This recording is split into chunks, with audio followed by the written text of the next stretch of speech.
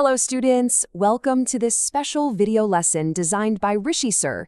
Today we're diving into a really important chapter from your first flight textbook, Nelson Mandela's Long Walk to Freedom. Let's get started.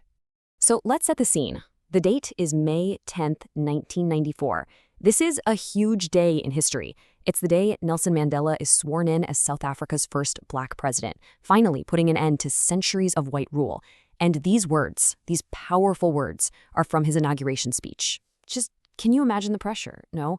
After being in prison for 30 years, after a whole lifetime of struggle, you're finally standing there. The emotion in that moment must have just been unbelievable. Exactly. And the ceremony itself was held at the Union Building's amphitheater in Pretoria. What's amazing is that it was called a rainbow gathering. Why? Because leaders and important people from more than 140 countries were all there, together, to celebrate the birth of this new democratic South Africa. And what's really crazy to think about is the contrast, The very same military generals who just a few years earlier would have put him in jail were now standing there, saluting him and promising their loyalty. The entire world had turned upside down, but in the best possible way. In that incredible speech, Mandela also shared his vision for the future. He made a pledge, a promise, to free all his people from what he called the continuing bondage of poverty, deprivation, suffering, gender, and other discrimination. This was a promise of a completely new start for everyone. But what's really interesting is that even on this massive day of victory, he took a moment to look back. He said he felt like he was simply the sum of all those African patriots who had sacrificed everything, even their lives, for this day, and he felt a real pain that they couldn't be there to see it. Wow. That must feel like a very heavy responsibility, Yar, to feel like you're carrying the hopes and legacies of thousands of people on your shoulders. Yes, and that leads to such a profound point he makes. He says that all those years of brutal oppression had an unintended side effect, almost a paradox. It created heroes, people with the most extraordinary character you could imagine. He lists some of these incredible people like Oliver Tambo and Walter Sisulu. He saw them as giants of courage, wisdom, and generosity.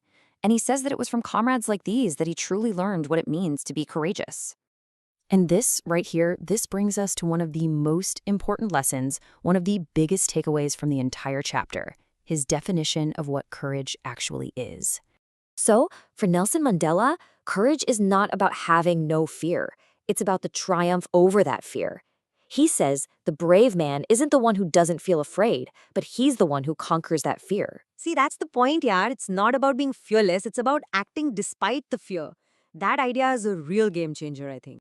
And this idea, this theme of fighting for freedom and overcoming fear, is connected so well in the textbook to a poem. It's called A Tiger in the Zoo by Leslie Norris. Right.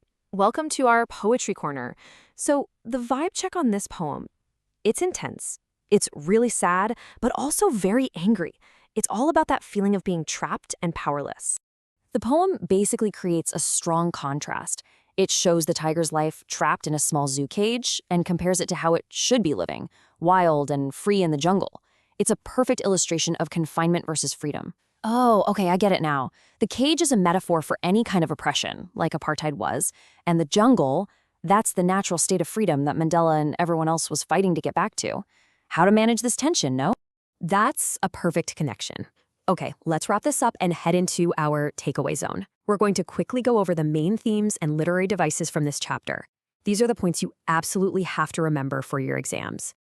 So, takeaway number 1 is the true meaning of freedom.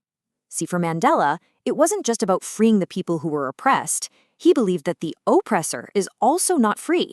They are, in his words, a prisoner of hatred, trapped by their own prejudice. The second key theme is that definition of courage we just talked about. I'll say it again because it's so important. Courage is not the absence of fear, but the triumph over it. That's the core idea. And the third big theme is about sacrifice and humanity. Mandela strongly believed that no one is born hating another person. People learn to hate. And he said if they can learn to hate, then they can be taught to love. For him, goodness is like a flame that can sometimes be hidden, but it can never, ever be put out. Okay, now for the literary devices. You should definitely know this one. There's a powerful metaphor Mandela uses. He says his country's real wealth isn't the minerals in the ground, but its people, who are finer and truer than the purest diamonds. That's such a beautiful comparison, that one. And finally, a very clear example of situational irony. The fact that the same military generals who used to represent the oppressive system were now saluting him, that is a perfect example of an unexpected, ironic turn of events. Right, that makes total sense. So we want to leave you with one final thought from the chapter to really think about. Mandela says the oppressor must be liberated just as surely as the oppressed. Why do you think he believed that? It's a really deep idea to consider. Definitely something to think about. Shallow, done and dusted. Best of luck, guys.